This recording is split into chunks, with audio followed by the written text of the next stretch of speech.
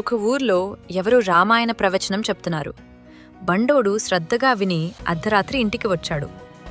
రామాయణం నీకేం అర్థమైంది అని అడిగింది భార్య. నాకేం అర్థం కాలేదు అన్నాడు బండోడు. ప్రవచనం జరిగిన 10 రోజులు ఇదే తంతు. ప్రవచనం నుండి రాగానే నీకేం అర్థమైంది అని భార్య అడగడం, నాకేం అర్థం కాలేదని బండోడు చెప్పడం. భార్యకి కోపం నషాలానికి అంటింది. ఇదిగో ఆ గుండ్రాయి తీసుకుపోయి దాంతో నీళ్లు పట్రా అంది. బండోడు వెళ్ళి గుండ్రాయిని నీళ్లల్లో ముంచాడు. గుండ్రాయిలో నీళ్లు నిలబడవు కదా, అలాగే తీసుకొచ్చాడు. భార్య మళ్లీ తెమ్మంది. మళ్లీ వెళ్లాడు. అలా 10 సార్లు తిప్పింది. చూసావా, ఆ గుండ్రాయితో నీళ్లు తేలేకపోయావు. అలాగే 10 రోజులు రామాయణం విన్నా నీకు ఏమీ అర్థం కాలేదు. నువ్వా గుండ్రాయితో సమానం అని ఈసడించింది.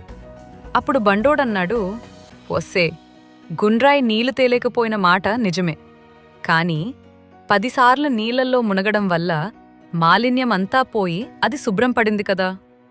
అలాగే రామాయణం నాకేమీ అర్థం కాకపోయినా 10 రోజుల నుండి వినడం వల్ల మనసు తేలికపడ్డట్టు హాయిగా ఉంది అన్నాడు.